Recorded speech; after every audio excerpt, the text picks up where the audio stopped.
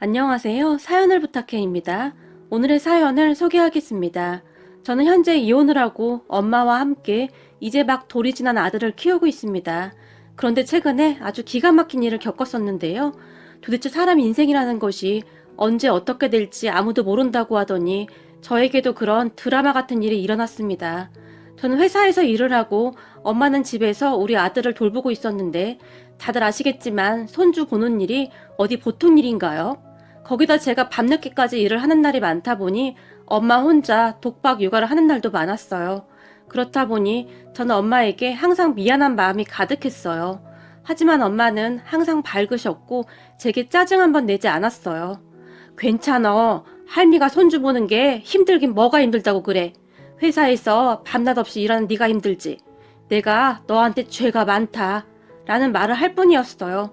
저는 그런 엄마 덕분에 아무 걱정 없이 회사를 다닐 수 있었고 회사가 좀 힘들긴 했지만 월급이 적진 않았기에 우리 셋이 그냥저냥 먹고 살만했어요.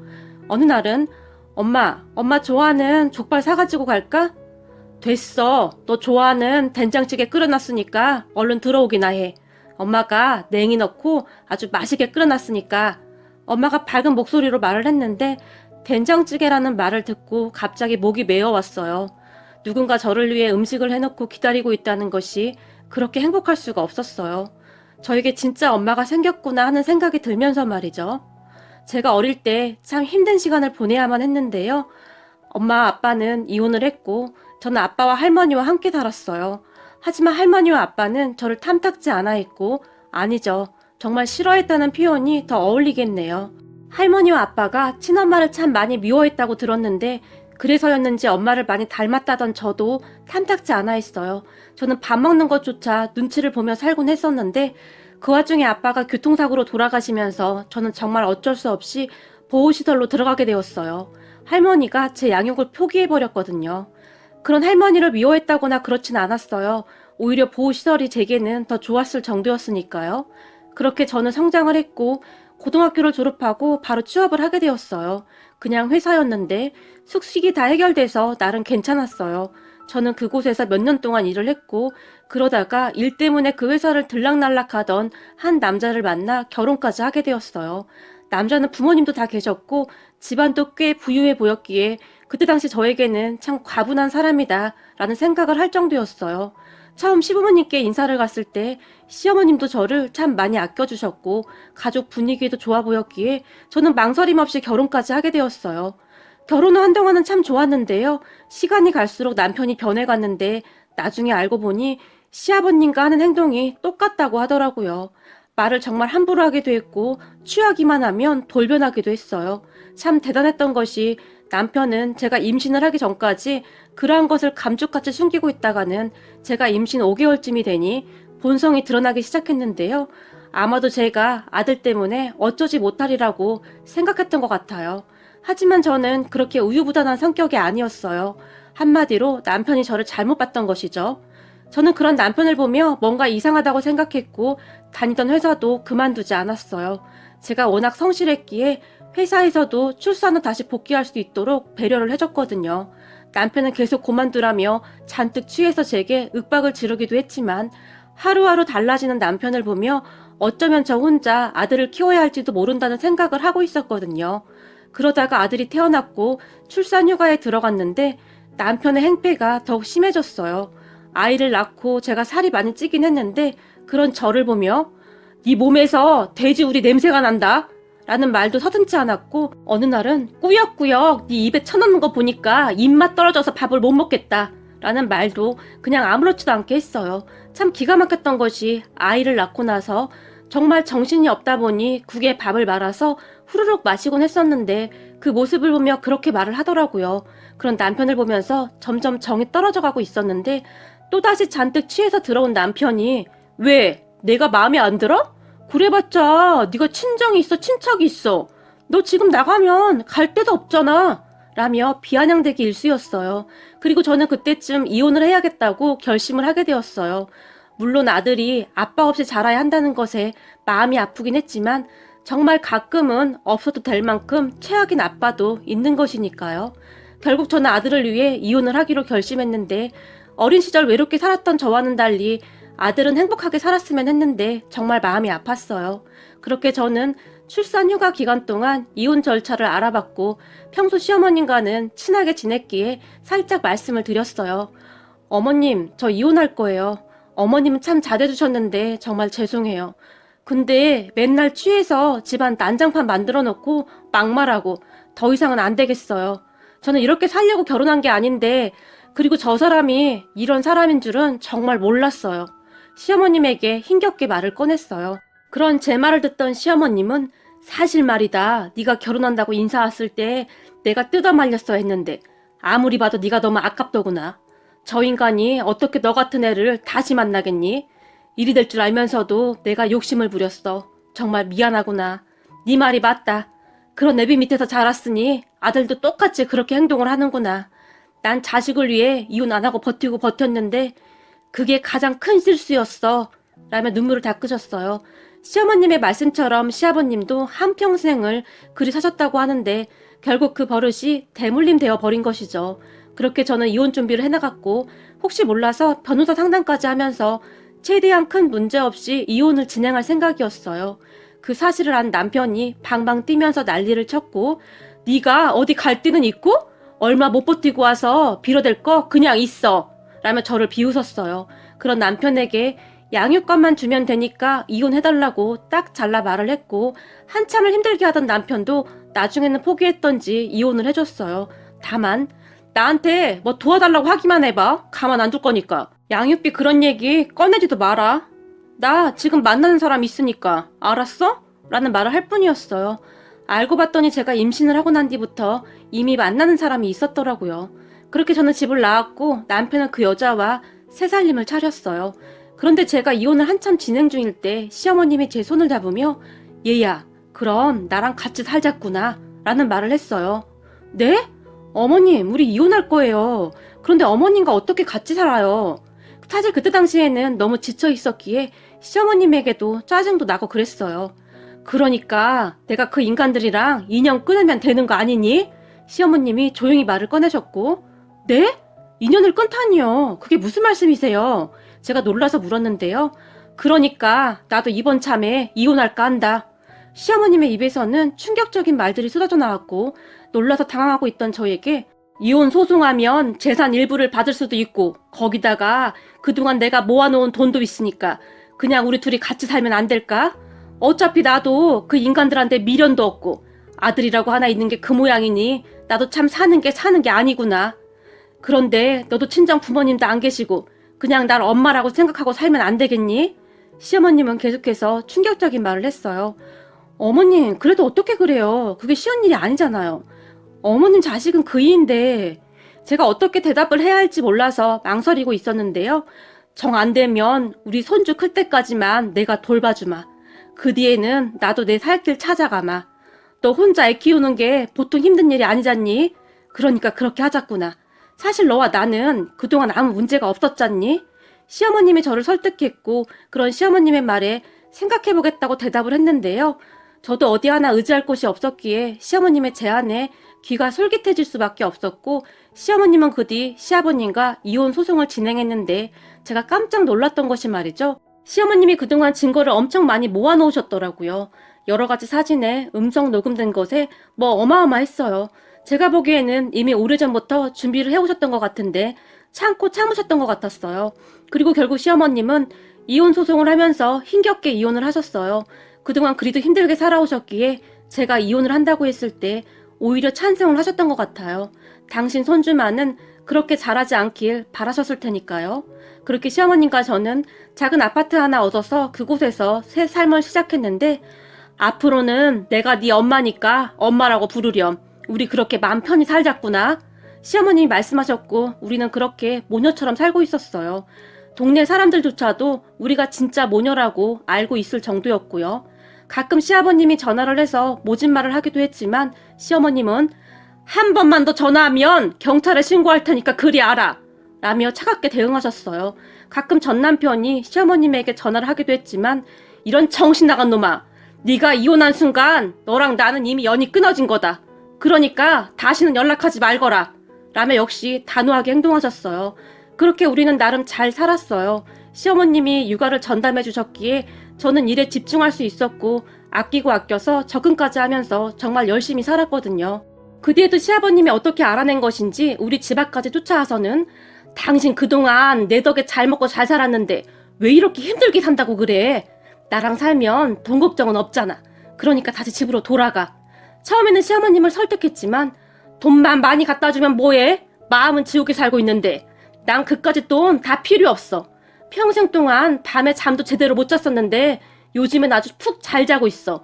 그러니까 돈 많이 벌어서 당신 혼자 잘 살아. 시어머님은 아주 단호했어요.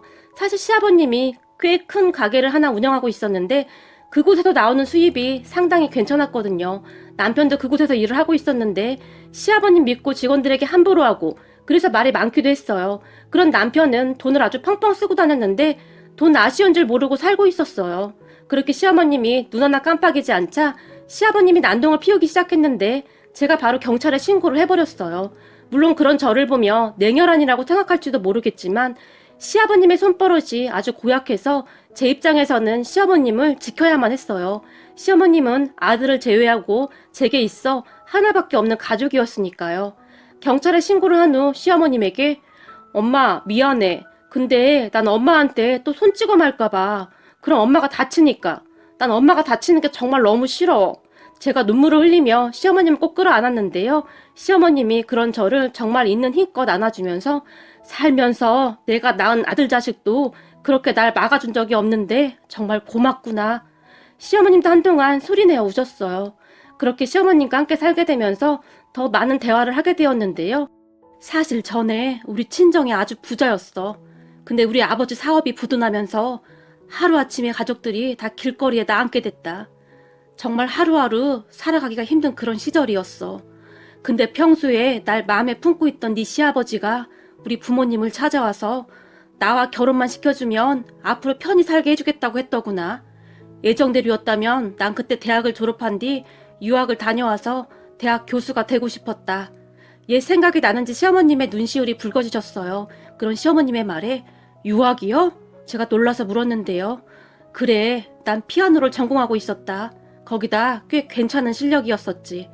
그런데 아버지 사업이 부도나면서 모든 것이 엉망이 되었어. 그런 와중에 네 시아버지가 허구한 날 우리 부모님에게 찾아와서 그렇게 잘하니 우리 부모님도 마음이 움직이기 시작하더구나. 무엇보다도 돈이 많은 네 시아버지한테 마음이 갔던 것이겠지. 아무래도 부모님은 평생을 돈 걱정 없이 살았던 내가 앞으로도 좀 풍요롭게 살길 바라셨겠지. 시어머님이 잠시 말을 멈추셨어요. 그리고는 그런데 우린 달라도 너무나 달랐어.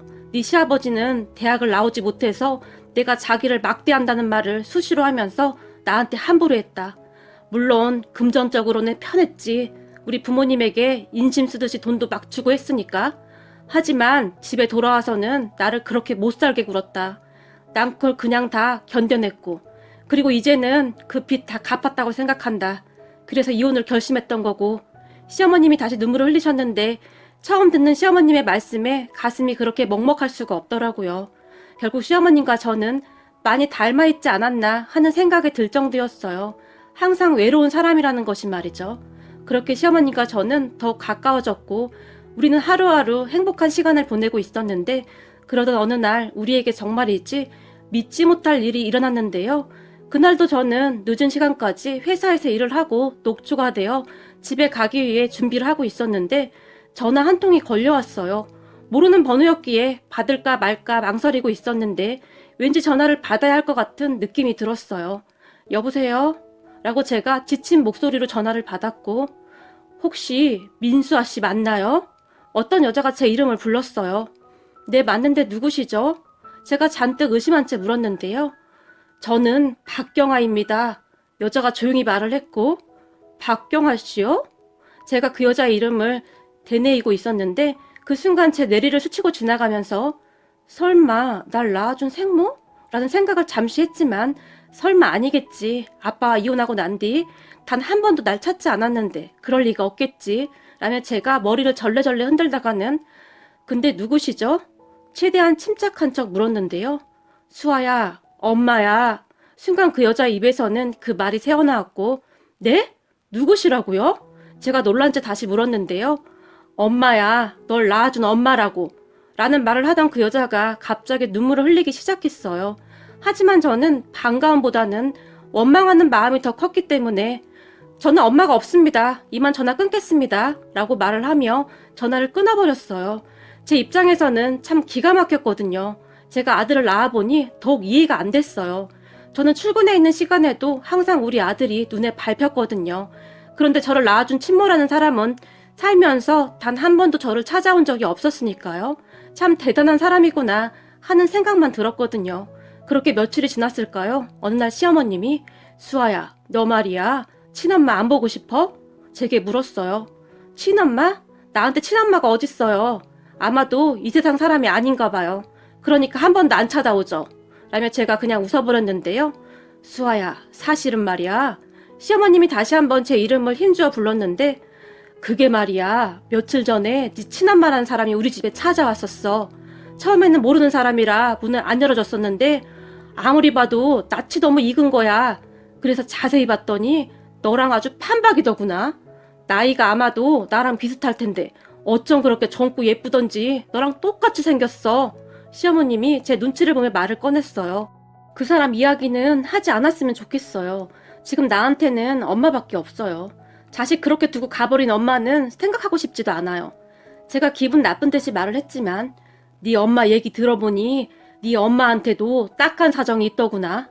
물론 지금 네 마음이 어떤지 잘 알겠다마는 그래도 널 낳아주신 분인데 한 번은 만나봐야 하지 않겠니?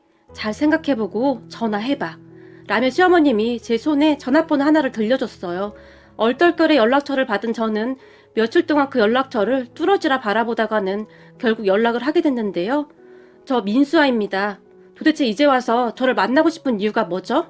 혹시 먹고 살기 힘드셔서 그래요? 그런데 어쩌죠? 저도 돈이 그렇게 많지가 않아서요. 그동안 원망만 가득했기에 제가 모진 소리를 해댔는데요. 연락 줘서 고맙다. 정말 고맙다. 제발 나 한 번만 만나주면 안 되겠니? 제게 간절하게 부탁을 했어요. 그렇게 저는 친엄마란 사람과 마주하게 됐는데 친엄마의 첫인상은 아주 말끔했다고 해야 할까요? 아니죠. 부잣집 사모님같이 고상해 보였다고 해야 할까요? 아무튼 그런 인상이었어요. 무슨 일이시죠? 이렇게 만나보니 돈이 없으신 것 같지도 않은데 이제 와서 저를 찾는 이유가 뭐죠? 제가 여전히 쌀쌀맞은 목소리로 물었어요. 수아야, 엄마가 정말 미안하구나. 진작 널 찾았어야 했는데 너무 늦었구나. 정말 미안하다. 하지만 엄마는 단 하루도 널 잊은 적이 없었어. 라며 친엄마가 눈물을 흘렸고 그런 엄마를 보며 저기 죄송한데 용건만 간단하게 말씀해 주세요. 수아야, 처음엔 네 아빠와 할머니에게 널 키우게 해달라고 빌고 또 빌었었다. 하지만 네 할머니와 아빠 생각에는 널 데리고 있어야만 내가 그곳으로 다시 돌아갈 거라고 생각하고 있었던 것 같더구나. 널 상대로 날 자기들 마음대로 하고 싶었던 거지. 물론 널 생각하면 그렇게 했어야 했는데 엄만 참을 수가 없었어. 네 아빠뿐만 아니라 네 할머니의 이상한 행동들을 견딜 수가 없었어. 그래서 떠났던 건데 그 뒤 난 미국 사람과 재혼을 하게 됐고 미국으로 가게 되었어. 하지만 항상 널 그리워하고 있었단다. 말을 하는 내내 친엄마의 눈에서는 눈물이 쏟아졌어요. 친엄마의 말에 의하면 할머니가 친엄마를 그렇게 못살게 굴었다고 했는데 아빠가 있을 때는 잘 해주는 척 하다가 아빠가 회사를 가게 되면 엄마를 그렇게 구박했다고 했어요. 처음에는 이해하려고 했대요. 할머니에게는 아빠밖에 없었으니 집착을 하는 거겠지라고 말이죠. 하지만 날이 갈수록 심해져갔고 아빠까지 나서서 엄마를 병원에 입원시켜 버리겠다는 등 막말을 서슴지 않았다고 하네요. 어느 날은 엄마가 할머니에 대해 진지하게 아빠에게 말을 했지만 아빠는 정신 나갔어? 우리 엄마가 그렇게 행동할 리가 없잖아. 지금 우리 엄마랑 나 이간질 지키는 거야? 너 정신병원이나 알아봐. 라는 말까지 했다고 합니다. 그렇게 엄마는 하루하루 지쳐만 갔고 날이 갈수록 말라만 갔다는데요. 결국 외할아버지 외할머니가 엄마를 데리고 가버렸다고 하네요. 그 당시 엄마는 제발 수아만 저한테 주세요. 제발요.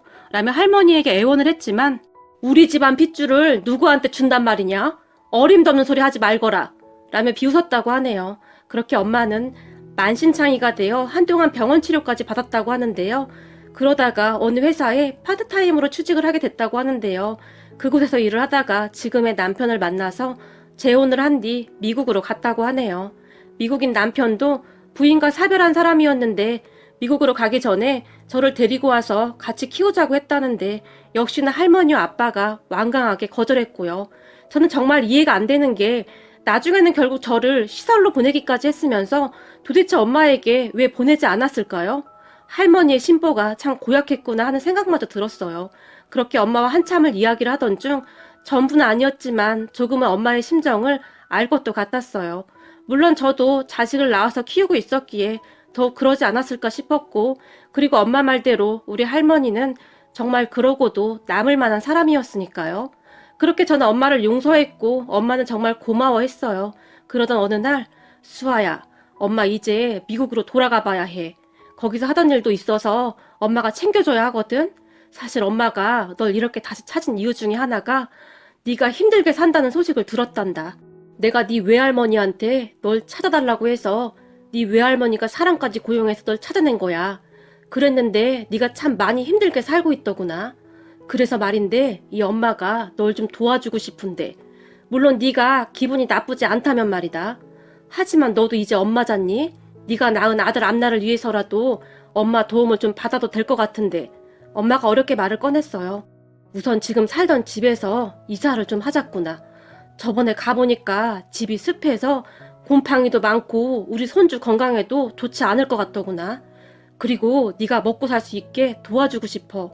그래서 말인데 엄마가 지금 하고 있는 사업을 한국에서도 시작할 계획이거든. 네가 그걸 좀 도와줬으면 하는데 괜찮겠니?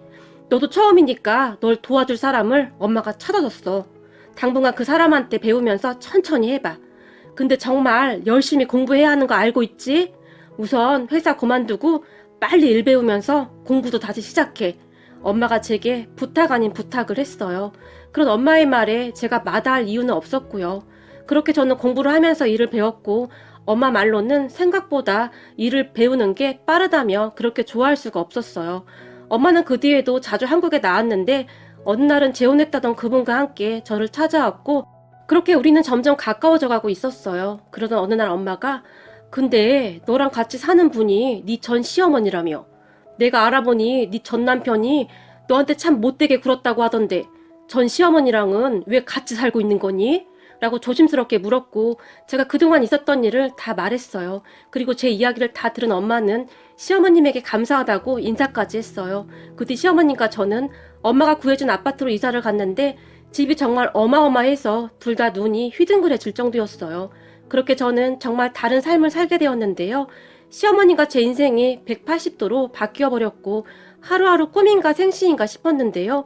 시간이 얼마나 지났을까요? 어느 날 제 친엄마와 함께 백화점에 갔는데 그곳에서 전남편과 딱 마주쳤고 변해도 너무나 변해버린 저를 보며 전남편이 저기 혹시 민수아 씨 아닌가요? 라고 물었어요. 모든 것이 변해버린 저를 보며 혼란스러웠던 것 같은데요. 오랜만이네? 라며 제가 퉁명스럽게 대답했고 당신 맞구나? 근데 당신 왜 이렇게 변했어? 다른 사람인 줄 알았잖아. 라며 반가운 표정을 지었어요. 아, 얼마 전에 우리 친엄마를 만났거든. 인사해, 우리 친엄마야. 라며 제가 말을 했어요. 그런 제 말에 뭐? 당신 친엄마 돌아가셨다며? 남편이 놀라서 물었고 그러게, 나도 돌아가신 줄 알았는데 이렇게 살아계시더라고. 그럼 우린 바빠서 이만. 이라며 제가 뒤를 돌아섰는데 잠깐만, 그럼 당신 부자 됐다는 말 사실인 거야? 그런 소문이 막 들리긴 하던데. 전 남편이 제게 물었지만 우리 딸과 이혼했다고 들었는데 앞으로 우리 딸 앞에 다시는 나타나지 말아요. 그랬다가는 내가 가만 안 둘 테니까. 엄마가 전 남편을 노려보며 말을 했어요. 그런데 그 뒤 전 남편이 제가 이사한 집까지 알아내서 찾아왔고 우리 아들을 생각해서라도 우리 다시 합치자 라며 어이없는 말을 짓거렸어요. 그런 전 남편을 매몰차게 내쫓아버렸지만 전 남편은 계속해서 찾아왔고 그 사실을 알게 된 엄마가 무슨 조치를 한 것 같았는데 그 뒤에는 조용했어요. 그런데 어느 날 시어머님이 저를 보며 얘, 네 시아버지 말이다 라며 말을 꺼냈는데요. 네?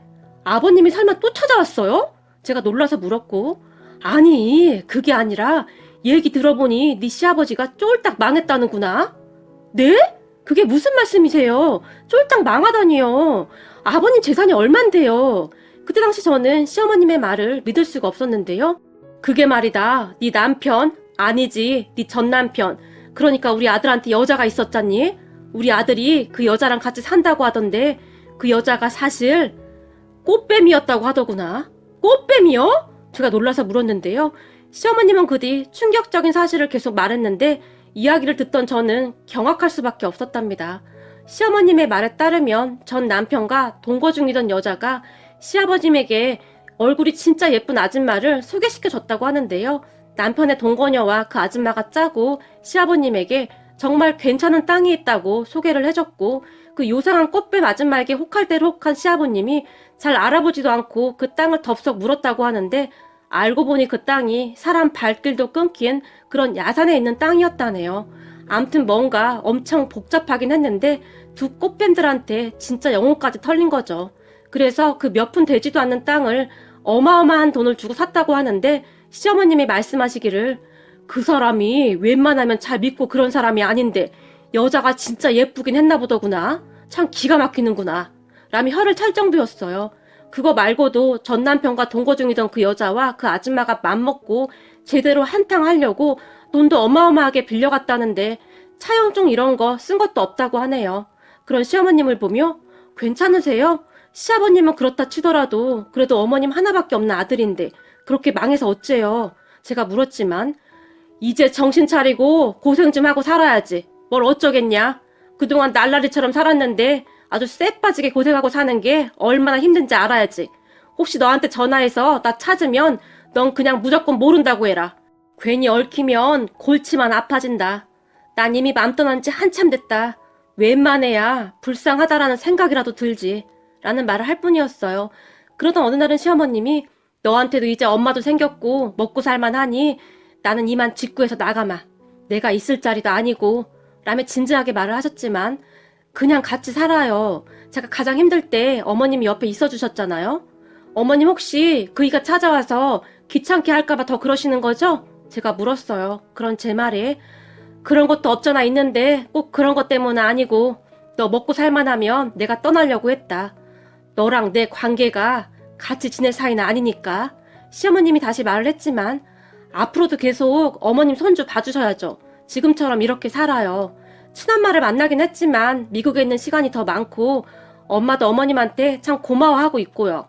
그러니까 나간다느니 그런 말은 하지도 마세요. 아셨죠? 같이 살면서 손주 커가는 모습 지켜보셔야죠. 저 어차피 재혼 생각도 없어요. 그냥 제 아들 하나 잘 키울 생각밖에 없어요. 저 참 외롭게 자라서 우리 아들은 그렇게 두지 않을 거예요. 라고 말을 했고 제 말에 시어머님이 조용히 눈물을 닦으셨어요. 그리고 얼마 후 제가 피아노를 하나 사서 거실에 놓아뒀는데 그 피아노 뚜껑을 열던 시어머님의 손이 사시나무 떨리듯이 떨리고 있었어요. 그런 시어머님을 보며 어머님 이제 피아노 마음껏 치셔도 돼요. 비록 대학 교수는 못 되셨지만 앞으로 어머님 하나밖에 없는 손주한테 피아노 가르쳐주세요. 라며 제가 활짝 웃었어요. 제 말에 시어머님이 고맙구나. 정말 고마워. 라며 말을 잊지 못하셨는데요. 시어머님, 아니죠. 이젠 엄마라고 불러야죠. 엄마가 피아노 곁을 떠나지 않고 계시네요. 거기다 우리 아들도 피아노 소리가 좋은지 누워서 한참을 집중해서 듣고 있네요. 그런 모습을 보며 이게 행복이구나 싶은 생각이 들었어요. 그 이후 전 남편이 몇 번 찾아왔지만 시어머님이 단박에 내쫓아버렸어요. 얘기를 들어보니 참 힘들게 살고 있다고 하더라고요. 평생을 고생 한번 안 해본 사람이 참 먹고 살기 힘들겠죠. 하지만 그것도 그 사람의 업보 아니겠습니까? 저는 그냥 그렇게 생각하며 살고 싶네요. 앞으로도 시어머님 모시고 우리 아들과 셋이서 행복하게 살아가고 싶습니다. 오늘의 사연은 여기까지였습니다. 즐겁게 보셨다면 구독, 좋아요 부탁드립니다. 고맙습니다.